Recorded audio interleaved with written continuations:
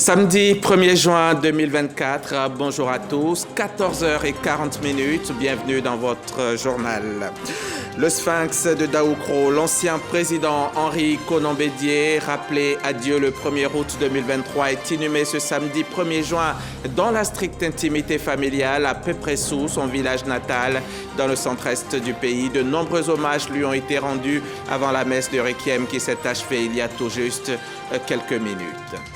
Tiemoko Méliès Koné a échangé hier avec le président de la Banque asiatique d'investissement pour les infrastructures. Jin Lekoun a indiqué que la Côte d'Ivoire est la plus importante économie en Afrique subsaharienne, a développé une coopération avec la banque et s'est réjoui de ce que les autorités ivoiriennes entendent renforcer ce partenariat. Le président américain appelle le Hamas à accepter une offre israélienne de paix globale à Gaza. Joe Biden s'est exprimé depuis la Maison-Blanche et a notamment déclaré qu'il ne fallait pas laisser passer cette occasion pour la paix. Il est temps que cette guerre se termine, a-t-il dit, présentant une feuille de route. La cérémonie d'inhumation de l'ancien président Henri Konan Bédié se tient ce samedi dans son village à Pépressou, près de Daoukro, dans le centre-est du pays. En attendant l'inhumation de Henri Konan Bédié ce 1er juin dans la stricte intimité familiale, le village de Pépressou a continué de pleurer son fils lors d'une veillée religieuse et traditionnelle hier à la place publique, et la messe de Requiem vient de se tenir en présence du vice-président de la République, de président d'institutions, de membres du gouvernement et de nombreuses hautes personnalités. Cérémonie retransmise en direct sur RTI1 et dans l'homélie, Monseigneur Jacques Assanvo-Aïwa a relevé les qualités du président Henri Konan Bédié, homme de paix, d'union et de développement, invitant l'ensemble des populations à prier pour le repos de son âme. Nos équipes sont sur place à Daoukro et à Pépressou. Grâce à elles, nous avons pu vous faire vivre ce moment sur RTI1, comme si vous y étiez. Alexis Ouedraogo fait partie de tous nos reporters qui ont fait le déplacement de Pépressou. Alors, Alexis Ouedraogo, dites-nous ce qui se passe en ce moment. Quelle est la situation sur place après cette messe de Requiem à laquelle nous venons d'assister?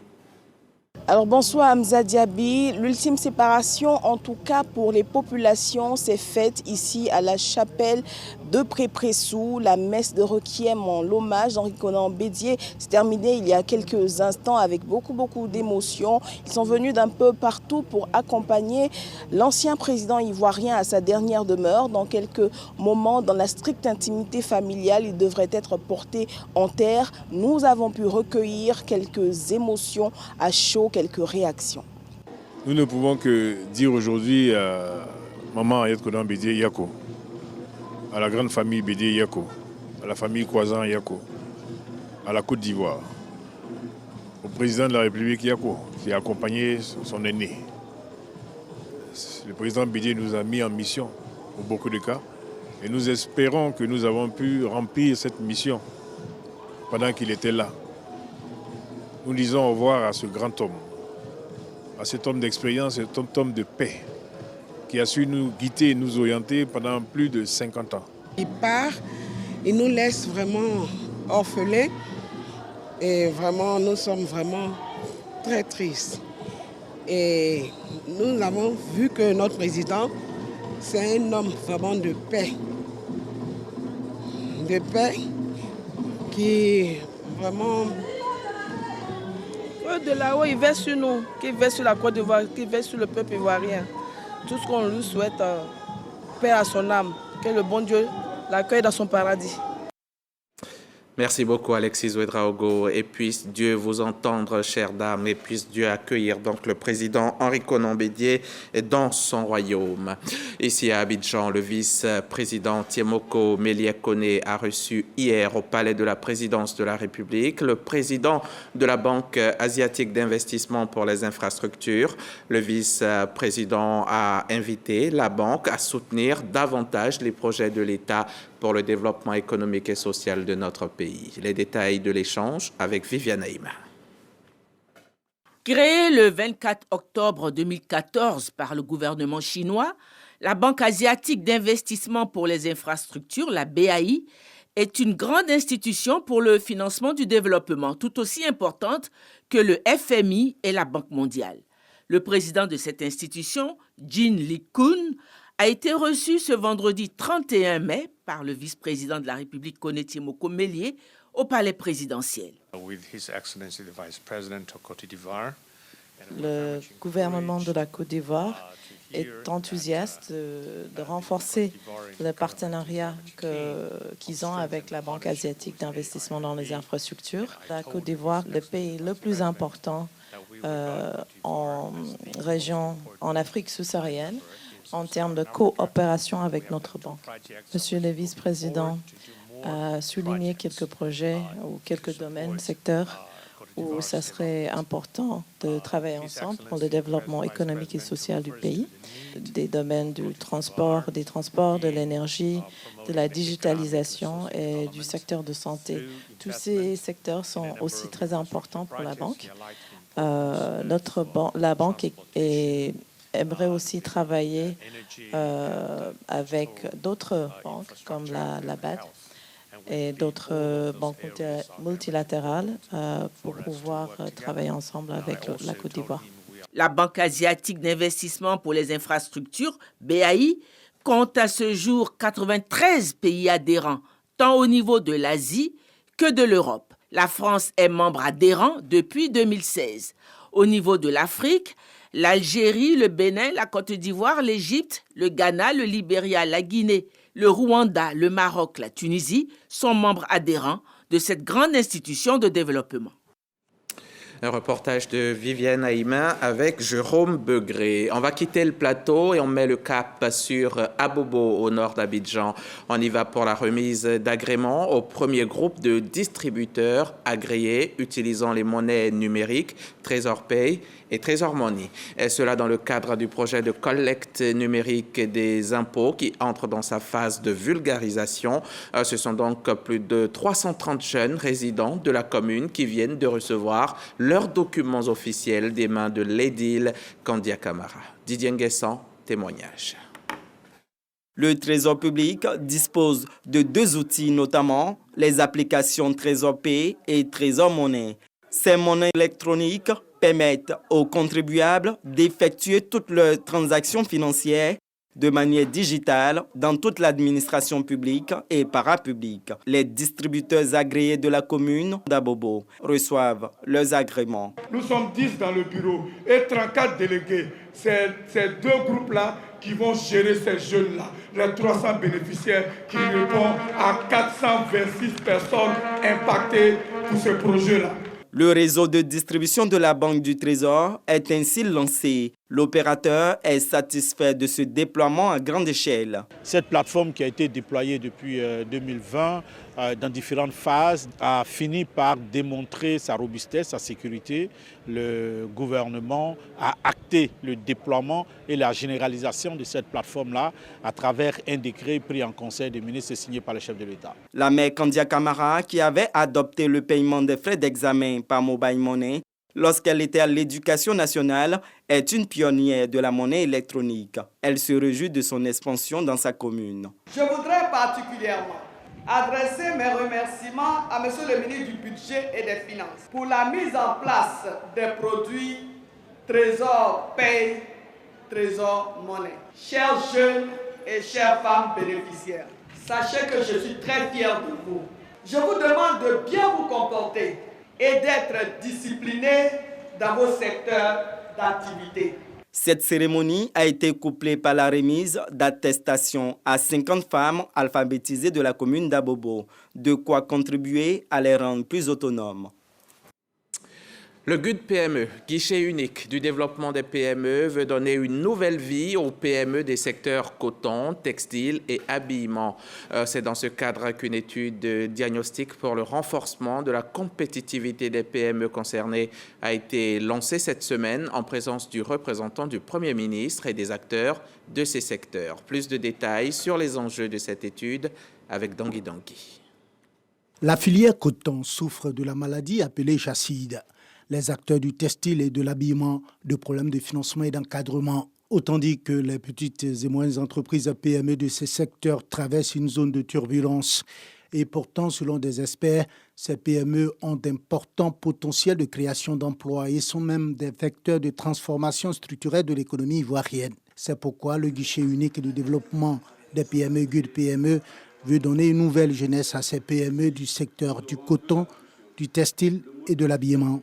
Mais encore faut-il une connaissance approfondie de ces PME, de leur écosystème et de leurs défis pour pouvoir apporter une réponse efficace et adaptée à leurs besoins de développement. C'est l'enjeu du lancement de l'étude diagnostique pour le renforcement de la compétitivité des PME du secteur coton, textile et habillement lancée par le GUD PME. Je pense que cette étude est une chance et le GUD PME ne pouvait pas ne pas s'associer, ou du moins prendre le lead sur cette étude, car à travers le secteur du coton, du textile et de l'habillement, c'est plusieurs PME que nous allons accompagner. Alors, accompagner à travers des compétences techniques, en les équipant avec des compétences techniques managériales, mais aussi en mettant à disposition des ressources pour pouvoir produire selon les normes, transformer, industrialiser et puis pouvoir exporter vers l'extérieur. La Côte d'Ivoire est le 5e producteur africain de coton, mais ne transforme que moins de 2% de sa production. La Société ouest-africaine des analystes financiers et professionnels de l'investissement, SOAP, a été mise sur pied dans le but de relever les défis auxquels sont confrontés les analystes financiers et professionnels de l'investissement. Les membres de l'association entendent bâtir une communauté de professionnels dédiés à l'intégrité, à l'innovation et à la performance dans les métiers de la finance. Cette semaine, ils ont présenté leur vision aux journalistes et c'est Diarasouba Ami qui était pour RTI. La Société ouest-africaine des analystes financiers et professionnels de l'investissement dévoile les grands axes et ambitions de sa structure à travers une conférence de presse. Un plan stratégique triennal constitué de programmes d'activité s'appuyant sur les bases qui fondent les raisons de cette association. Objectif, promouvoir l'excellence dans l'analyse financière et les investissements. Nous avons créé pour cela plusieurs piliers au sein de notre association. Le premier pilier est l'académie, qui a 2 axes, l'adéquation professionnelle et le partage de connaissances. Le second pilier est le leadership de place, avec lui aussi 2 axes, la déontologie et les relations institutionnelles. Le troisième pilier, la communauté d'intérêt, avec toujours 2 axes, la collégialité et le patronage. La SOAP se veut une société savante au service d'une finance durable et inclusive dans l'Union monétaire ouest-africaine. Le premier point, ça sera d'élaborer en fait justement cette charte d'éthique. Une fois qu'elle sera élaborée, il sera question ensuite de la faire adopter déjà par le conseil d'administration. Après son adoption, on va passer à une phase d'adhésion ou d'adoption, en tout cas par les membres eux-mêmes de l'association. Et une fois que l'adhésion est faite, il sera question ensuite de faire un suivi de plusieurs manières. Suivi dans le sens, on va dire, de renforcer les capacités des membres. Créée le 12 septembre 2023 à Abidjan, elle regroupe une 60aine de professionnels de la finance. Atoté, c'est un mot, un nom que beaucoup d'entre nous connaissent, qu'on en soit consommateur ou pas, mais depuis de longues années, l'atoté est présent dans le quotidien des populations, faisant certainement le bonheur de ceux qui en raffolent. Jusqu'à il y a quelques semaines, l'AIRP, l'autorité ivoirienne de régulation pharmaceutique, annonce la suspension de la fabrication et de la commercialisation de certains produits dont le fameux atoté et même la paix Konyomuso Yako. Pourquoi cette décision? Quels sont ces produits? Leur rôle exact dans nos vies? Ces produits présentent-ils véritablement un danger pour la santé des consommateurs? Serge Koléa s'est intéressé à la question pour nous et c'est notre sujet de cette mi-journée. C'est un véritable marché florissant en Côte d'Ivoire. Les produits aphrodisiaques suscitent beaucoup d'intérêt dans les officines de pharmacie, les marchés et sur les réseaux sociaux. Ils sont vendus comme de petits pains. Un boom qui pourrait s'expliquer par la volonté des utilisateurs d'être endurants au lit, être de vrais garçons, comme on le dit prosaïquement. Selon certaines études qui ont été faites, 75% des personnes qui utilisent les aphrodisiaques pour augmenter les performances sexuelles ou pour prolonger les rapports sexuels. C'est seulement environ 20% qui utilisent ces produits pour régler un problème de dysfonctionnement érectile. Dans cet univers des aphrodisiaques, la médecine traditionnelle occupe une place de choix.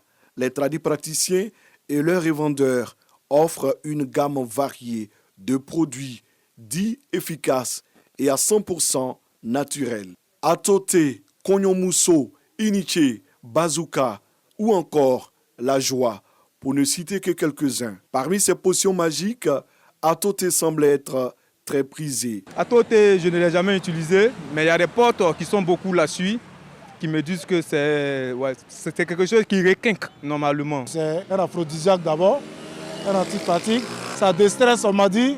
Seulement, depuis le 11 avril 2024, l'AIRP, l'autorité ivoirienne de régulation pharmaceutique, a suspendu la fabrication et la commercialisation des produits Atote et Lapé, Konyomuso, Yaku. Selon les responsables de l'AIRP, des tests menés par 2 laboratoires étrangers et confirmés par le Laboratoire national de santé publique révèlent la présence d'importantes quantités de sildenafil. Selon la note d'information que nous avons reçue de l'autorité ivoirienne de régulation pharmaceutique, c'est qu'à la base, l'Atote a été présenté comme un produit qui contient des plantes. Parce qu'il existe des plantes qui sont connues pour leurs propriétés aphrodisiaques. Mais nous constatons, en plus des plantes, il y a une substance chimique qu'on appelle sildenafil, qui est utilisée à l'officine comme un vasodilatateur et qui a des effets aphrodisiaques. Sous monopole pharmaceutique, le sildenafil reste un produit chimique qui peut avoir de lourdes conséquences sur la santé des utilisateurs. Ce médicament demande une surveillance de la fonction cardiaque du patient. Et si nous retrouvons cette molécule dans des produits traditionnels, avec aucune surveillance de la fonction cardiaque du patient, avec tous les risques que le patient encourt, il est tout à fait judicieux de recadrer. Ce médicament était vendu sur le plan national comme international. Mais si on me dit que le médicament comporte des produits chimiques, l'État a raison de pouvoir prendre ses dispositions. Parce que j'aurais appris qu'il y a des gens qui ont été en érection durant pratiquement 2 à 3 jours. Ce n'est pas bon, ce n'est pas normal. Selon les spécialistes de santé, la consommation de ces produits frélatés surdosés au sildenafil entraîne des AVC, des crises cardiaques et même la mort subite. On allait sur les grands marchés vérifiés. Quand nous analysons les produits, nous trouvons qu'il y a des produits qui contiennent des métaux lourds, on a du mercure, du plomb, qui sont même de donner des cancers, des insuffisances rénales, vous avez les insuffisances cardiaques. Il y a beaucoup de pathologies qui guettent le secteur. Au niveau du programme national de promotion de la médecine traditionnelle, les campagnes de sensibilisation se multiplient pour éviter la fabrication de produits dangereux et frélatés. Le programme met l'accent sur les bonnes pratiques de fabrication de médicaments traditionnels. Déjà, nous prenons l'engagement de ne pas accepter que des gens mettent des substances autres que naturelles dans leur préparation. Sinon, notre médecine traditionnelle va disparaître. On demande aux tradipraticiens de faire analyser leurs médicaments. Ouais. Bien sûr, nous n'avons pas totalement les médicaments comme ceux des pharmacies. Mais néanmoins, l'État nous demande d'analyser nos médicaments. Et nous demandons aussi à l'État de Côte d'Ivoire aussi de nous aider à pouvoir analyser nos médicaments. Atote et Konyomuso suspendus, c'est toute une chaîne de production et de distribution qui se voit ainsi menacée. Les fabricants ont cessé toute activité et préfèrent ne pas se prononcer pour l'heure. C'est de vraiment exhorter les tradipraticiens à exercer dans la légalité. Dire aussi aux tradipraticiens que nous ne sommes pas contre la médecine traditionnelle. Nous faisons le contrôle qualité des produits. Voilà. Donc quand nous contrôlons les produits, et il s'avère que des produits ont des substances qui n'ont pas été déclarées par le fabricant, forcément c'est un faux. Et il n'y a pas que Atote, c'est parce que Atote est connu. Plus d'une trentaine de produits sont dans le viseur de l'autorité ivoirienne de régulation pharmaceutique. Objectif de toutes ces mesures, protéger la santé des populations. Atoté, Konyomuso Yako, médecine traditionnelle, ces produits suspendus de fabrication et de commercialisation, un sujet de notre très brillant chef du service société à RTI 1, Serge Coléa. La drogue et les médicaments de qualité inférieure sont, eux, sans l'ombre d'aucun doute, très dangereux. La lutte contre ces phénomènes est donc accrue en Côte d'Ivoire. La lutte est fortement accrue. Les autorités policières veillent au grain. La lutte contre la commercialisation s'accentue chaque jour un peu plus. Et cette semaine, à Mans, par exemple, dans l'ouest de la Côte d'Ivoire, l'antenne de la police des stupéfiants et des drogues a saisi 3 tonnes de médicaments. Léon Brokwame.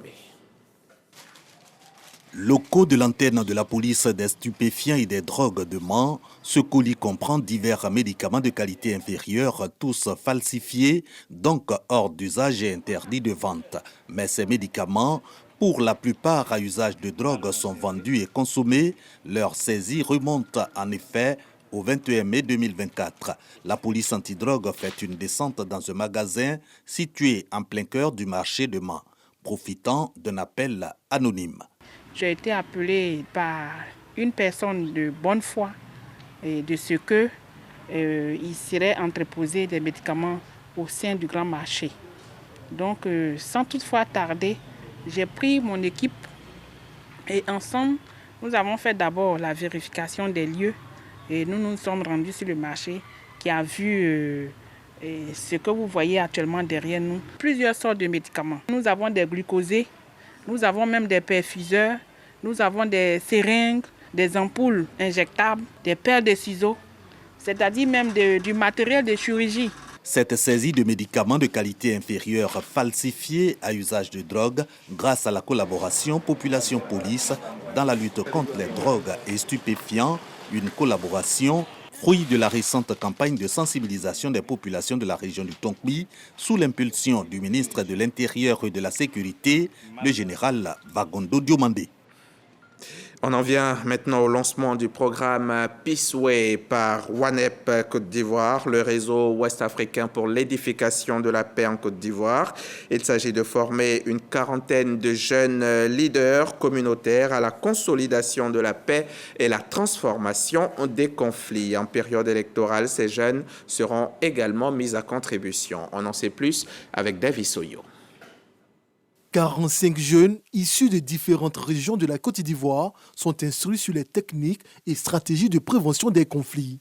L'introduction à la consolidation de la paix et la multidimensionnalité des conflits sont les modules dispensés ce jour. Pour l'introduction à la consolidation de la paix, nous avons défini les conflits, fait la différence entre conflit et violence. Et quant à la dimensionnalité des conflits, nous allons voir les différentes dimensions. Il y a la dimension sociologique, la dimension économique, il y a la dimension politique et également. Leaders de communauté, ces jeunes apprenants sont désormais outillés à lutter contre les risques de conflit et par ricochet à être des ambassadeurs de la paix. Ces techniques-là vont me permettre de pouvoir consolider le tissu de la cohésion sociale.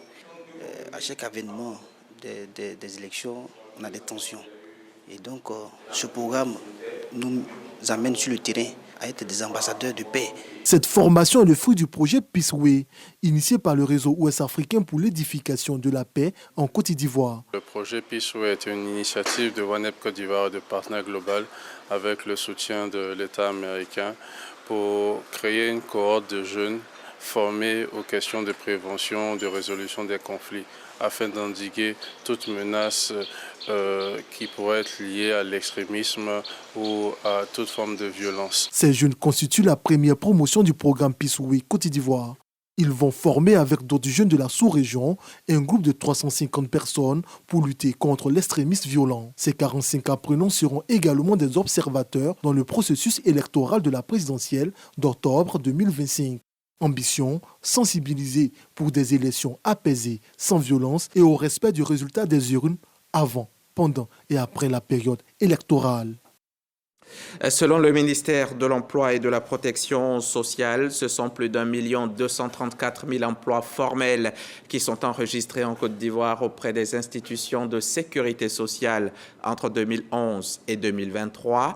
Information donnée cette semaine lors de l'atelier de lancement des rencontres thématiques sur les questions d'emploi et de formation en Côte d'Ivoire. Malika Koulibaly, Sephora Zegui, à Boussoro. La problématique de l'emploi et la formation en Côte d'Ivoire reste une préoccupation majeure. En dépit des efforts du gouvernement appuyés par les partenaires techniques et financiers, les indicateurs d'emploi décent demeurent faibles, d'où la nécessité pour l'Observatoire national de l'emploi et de la formation ONEF de mener la réflexion à travers cette tribune d'échange avec les acteurs impliqués dans la gouvernance des questions d'emploi. Tous les thèmes que nous allons développer vont en susciter d'autres, de sorte que de façon permanente, nous allons travailler sur ces questions. Et ça ne fera que améliorer la mise en œuvre de nos politiques. Le ministère de l'Emploi et de la Protection sociale ainsi que le ministère de l'Enseignement technique, de la formation professionnelle et de l'apprentissage ont participé aux travaux. Pour bâtir un projet cohérent sur l'emploi et la formation, il est indispensable de disposer d'indicateurs sur le long terme. Or, notre pays en dispose très peu pour l'heure. La projection des indicateurs permettra de mieux planifier, de mieux anticiper les choix politiques et surtout d'ajuster les actions en cours de mise en œuvre. Avec une vision claire des évolutions du marché du travail, l'AGEFOP pourra adapter ses offres de formation continue pour répondre aux nouvelles exigences, assurer une montée en compétences constante de la main-d'œuvre et ainsi favoriser une meilleure adaptation des travailleurs aux mutations économiques et technologiques. Cet atelier inaugural des rencontres thématiques sur la question de l'emploi et la formation des jeunes s'est tenu autour du thème « Projection des indicateurs dans le marché du travail ». Le SIMT, c'est le système d'information sur le marché du travail. Il vient d'être lancé par l'ONEF, l'Observatoire national de l'emploi et de la formation. Le système devra permettre d'avoir des informations actualisées et en abondance sur le marché du travail en Côte d'Ivoire. Une plateforme forcément bien accueillie, aussi bien par les demandeurs d'emploi que par ceux qui en offrent. Le reportage de Khalil Diomandé. Il est désormais possible d'accéder à des données fiables et actualisées sur le marché du travail en Côte d'Ivoire, surtout en temps réel. L'ONEF, l'Observatoire national de l'emploi et de la formation et les acteurs du secteur de l'emploi viennent de porter sur les fonds baptismaux une plateforme intitulée le SIMT, le système d'information sur le marché du travail. Vous savez que la question de l'emploi constitue une priorité pour le gouvernement, donc il est important que nous puissions disposer des informations régulières, fiables et qui répondent aux besoins des populations en quête d'insertion. Pour les demandeurs d'emploi, ils vont pouvoir savoir vers où s'orienter. Les employeurs, ils veulent savoir où se trouvent les profils. On aura des informations sur notre site pour ça.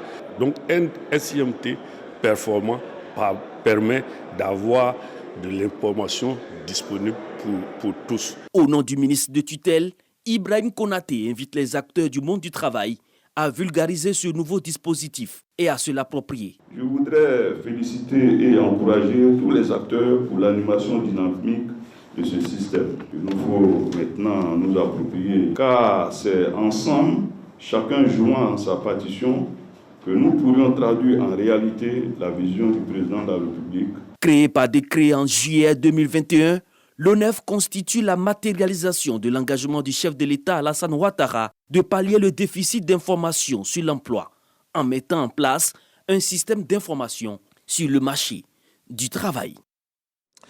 Dans nos lycées et collèges, on cultive l'excellence. C'est d'ailleurs carrément le leitmotiv du lycée Mami Fetet de Bingerville, lycée qui vient de célébrer ses meilleurs élèves de l'année scolaire 2023-2024 avec un clin d'œil spécial aux enseignants qui contribuent fortement à l'obtention de ces bons résultats. Mariam Sangaré et Moussa Konaté étaient à la cérémonie.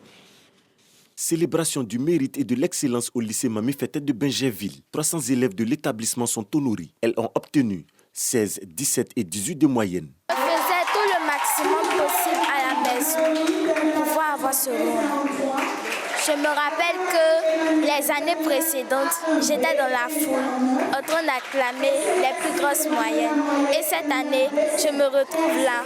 Je suis très heureuse. J'étudiais à chaque fois qu'il y avait du temps libre pendant les heures creuses. Et puis, je faisais les recherches aussi sur les sites pour mieux comprendre les cours. Pour moi, c'est important d'être première parce que je veux faire la fierté de mes parents. Et puis, plus tard, je veux réussir dans tous les domaines. Le styliste international Patéo est le parrain de cette édition de la Journée du mérite et de l'excellence du lycée Mami Fété. Il a transmis ses encouragements aux apprenants et aux responsables de l'établissement. Ces jeunes filles-là apprennent pour le futur. Aussi les encourager, il faut les montrer un peu le chemin. Ces élèves-là, c'est vraiment une chance pour la Côte d'Ivoire, surtout pour le futur. En plus des 300 jeunes filles récompensées, les professeurs, travailleurs et autres employés du lycée ont été honorés avec des prix spéciaux. Allons-y aux États-Unis où Joe Biden a appelé le Hamas à accepter une offre israélienne de paix globale à Gaza. Le président américain s'est exprimé depuis la Maison-Blanche et a notamment déclaré qu'il ne fallait pas laisser passer cette occasion pour la paix. Il est temps que cette guerre se termine, a-t-il dit, présentant une feuille de route qui, selon lui, a été soumise au Hamas via le Qatar. Et le groupe islamiste palestinien considère positivement ce qui a été inclus dans le discours du président américain Joe Biden quant à un cessez-le-feu permanent, le retrait des forces israéliennes de Gaza, la reconstruction et l'échange de prisonniers. Et voilà pour ce 13h. Merci de l'avoir suivi. À demain pour le grand journal du dimanche.